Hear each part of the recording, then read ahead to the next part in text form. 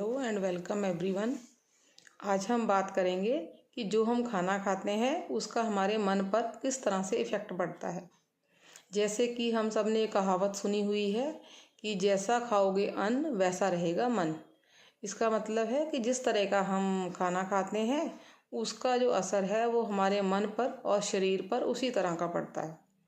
जैसे हम जानते हैं कि जब पुराने ज़माने में, बहुत प्राचीन समय में, जो खाने में मिलावट नहीं रहती थी और शुद्ध होता था खाना, कीटनाशक नहीं या ज़्यादा यूज़ किए जाते थे और वहीं प्रदूषण भी नहीं था इतना, तो इसलिए जो खाना था बहुत स्वस्थ होता था। वो लोगों के स्वास्थ्य के लिए अच्छा होता था और लोग भी काफ़ी कम बीमार पड़ते थे। वहीं अगर आजकल के टाइम में देखें तो खाना उतना शुद्ध नहीं रहा है। उसमें कीटनाशक दवाइयाँ का बहुत ज़्यादा यूज़ होता है, प्रदूषण भी बहुत ज़्यादा हो गया है, मिलावट तो होती ही है। तो ये जो खाना इस तरह का खाया गया हमारी फिज़िकल और मेंटल हेल्थ दोनों के लिए ही अच्छा नहीं रहता। वहीं पर एक चीज़ और जाननी भी ज़रूरी होती है कि जो हम अन्न खाते हैं उससे कमाया किस तरह से गया है। कई बार तो कई लोग तो बहुत मेहनत करके अपनी ईमानदारी के साथ अपना कमाई करते हैं और अन्न उससे लाते हैं, और लेकिन वहीं पर कुछ लोग ऐसे भी हैं जो बेईमानी करते हैं, लूटपाट करेंगे, धोखा देकर का पैसा कमा लेंगे या किसी की हत्या कर देंगे या और भी किसी तरह के भी अपराध, चोरी डकैती, बहुत तरह के अपराध करके अपना पैसा कमाते हैं और उसी से घर में अन्न आता है। तो हाँ, अगर हम सही रास्ते से जो कमाया गया धन है, सही रास्ते पे चलकर अगर हम धन कमाते हैं और उसका अन्न खाते हैं तो उसका जो हमारी जो फैमिली मेम्बर्स जितने भी हैं घर के, सब पर पॉजिटिव इफ़ेक्ट पड़ता है। लेकिन वही अगर हम वही धन नेगेटिव तरीके से कमाते हैं, गलत तरीक़ों से कमाते हैं, तो उसका इफ़ेक्ट भी हमारे सबके मन के ऊपर नेगेटिव ही पड़ेगा। तो इसका जो है, इसके बारे में अब हम जो है गुरु नानक देव जी की एक घटना है उनके जीवन की, उसको जानेंगे। फिर हमें पता चलेगा कि हमारे लिए जो सही तरीके से जो धन है कमाकर अन्न सही तरीके से लाना क्यों ज़रूरी है। तो इसी तरह से गुरु नानक देव जी एक बार अपने साथियों बाला और मर्दाना के साथ एक गांव में गए। तो वहाँ एक बहुत ही गरीब एक कारपेंटर था और जो ईश्वर का सच्चा भक्त था, उसका नाम था लालो। उसके घर में गए तो उन्होंने गुरुजी को देखकर उनका बहुत स्वागत किया कि धन्यवाद, आप हमारे यहाँ आए। उनके पैरों में, चरणों में गिर गया उनके। तो फिर गुरु नानक देव जी ने उनको उठाया और फिर उसके घर में रुके। फिर उसने बहुत उनका सम्मान किया, जो कुछ भी उसके पास अवेलेबल था घर में, उसने उनको बहुत अच्छे से भोजन कराया। उसके पास ज़्यादा कुछ तो था नहीं सामान खाने देने के लिए, लेकिन उसने जो कुछ भी था उसने बड़े ही अच्छे से उनको आवभगत की उनकी।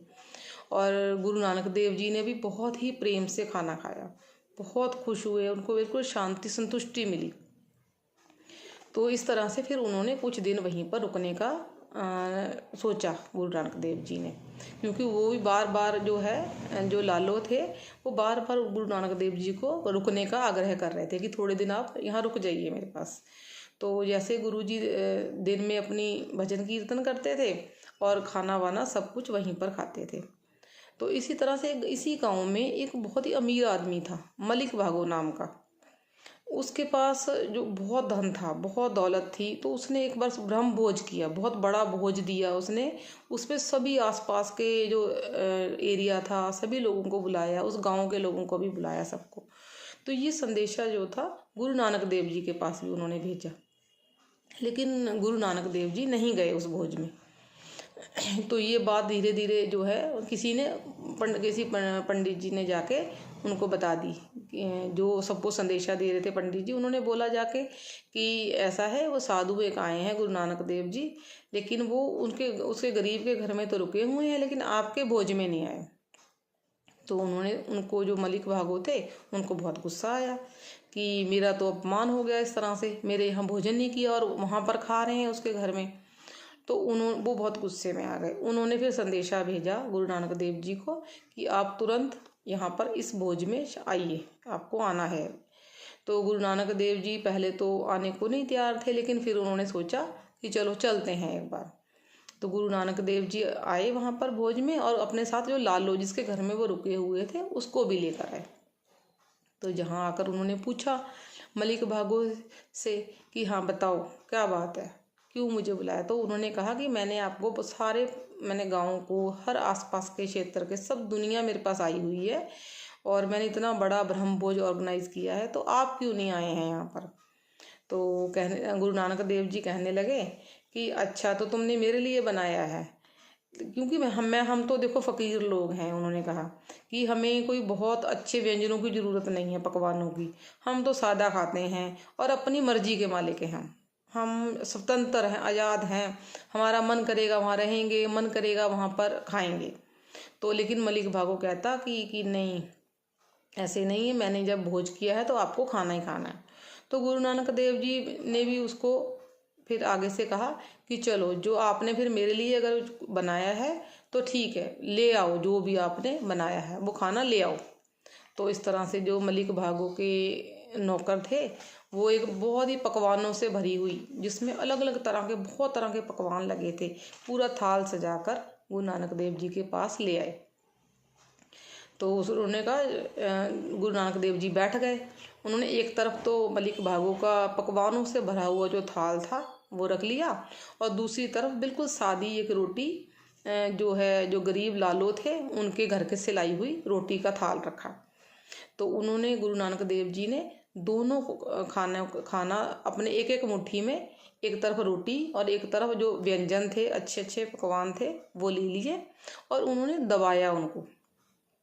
तो क्या देखा उन्होंने, सब लोगों ने देखकर सब लोग हैरान हो गए कि जो गरीब था, लालो थे, उनके घर से लाई हुई रोटी में से तो दूध टपकने लगा, और वहीं पर जो मलिक भागो थे उनके लाए हुए घर के खाने से खून टपकने लगा। तो ये देखकर जो है सब लोग बहुत ही हैरान हो गए। उन्होंने कहा, तो गुरु नानक देव जी ने कहा कि गुरु जी ने कहा कि मलिक, तुमने जो मजबूर लोग हैं और जो गरीब लोग हैं उनका खून पीकर धन कमाया हुआ है, और तुम मुझसे ये खाना खाने को कह रहे हो। तो ये सुनकर और बहुत शर्मिंदा हुआ मलिक भागो। उसको एहसास हुआ कि उसने कितना गलत किया है उसके सबके साथ। तो इस तरह से इस चीज़ से हमें पता चलता है, जो साखी से हम समझ सकते हैं कि सही तरीके से जो है धन कमाना कितना ज़रूरी है, और उससे से अन्न हमें खाना भी चाहिए। तो भोजन जो जब हम पकाते हैं, ठीक है, लाया ठीक है, अच्छे से ले आई है, धन कमा के ईमानदारी से ले आए, लेकिन उसको पकाना भी उतना ही ज़रूरी है, अच्छे मन से। क्योंकि जो पकाने वाला होता है खाना, उसका जो मेंटल स्टेट है वो भी बहुत इफेक्ट करता है खाने के ऊपर। अगर कोई खाना बना रहा है, बहुत गुस्से में कोई खाना बना रहा है, और उसको, या फिर ऐसा कोई बंदा है जिसका मन नहीं है खाना बनाने को, बहुत आलसी है, वो खाना बनाना नहीं चाहता, हम उसे ज़बरदस्ती बनवा रहे हैं, या कोई बहुत ही परेशान है किसी वजह से, किसी बात को लेकर बहुत परेशान है, तो अगर वो खाना बनाएगा तो उसका जो सीधा असर है वो खाने वालों पर आएगा। उनका भी मन जो है अच्छा नहीं रहेगा। इसीलिए ऐसा जो अगर खाना हमें खाना पड़े तो उससे तो ना खाना बेहतर है। इसी तरह से जो खाने से पहले अगर हम खाना खाते हैं, कहीं पर भी खाना आप खाइए, सबसे पहले भगवान से प्रे कीजिए, ईश्वर से प्रे करें, प्रार्थना करें। क्योंकि जब हम प्रे करते हैं और ईश्वर को धन्यवाद देते हैं खाने के लिए, तो क्या होता है कि जो हम खाना खाते हैं उसमें भगवान का आशीर्वाद मिल जाता है, और वो खाना जो है एक प्रसाद की तरह बन जाता है। तो सबसे पहले खाना जैसे ही आपके पास आए, सबसे पहले भगवान को प्रे करके उनको धन्यवाद दें उसके लिए। उसी तरह से खाना खाते टाइम ज़्यादा बातें नहीं करनी चाहिए, बिल्कुल शांत रहकर खाने को खाएं। और जो सात्विक भोजन बहुत ज़रूरी है करना, उसके लिए हमारा जो है मन है और जो बॉडी है हमारी, दोनों के लिए खाना अच्छा रहता है सात्विक भोजन। इसके अलावा जो है भूख लगने पर ही हमें खाना खाना चाहिए। कई लोग क्या करते हैं, ठूंस लेते हैं बार बार खाना, जब मिला मुंह में कुछ ना कुछ डाल दिया, तो ये सही नहीं होता। इससे पाचन शक्ति भी कमज़ोर होती है और ये हमारी सेहत के लिए अच्छा नहीं रहता। इस तरह से जो सच्चाई और ईमानदारी जो है उससे हमें रोज़गार कमाएं, और उन्हीं पैसों से खाने का बंदोबस्त करें और भगवान का शुक्रिया करें। ईश्वर को याद करते हुए भोजन करें और इससे जो है हमारा शरीर, मन, दिमाग सभी स्वस्थ रहेंगे और शुद्ध रहेंगे। Thank you.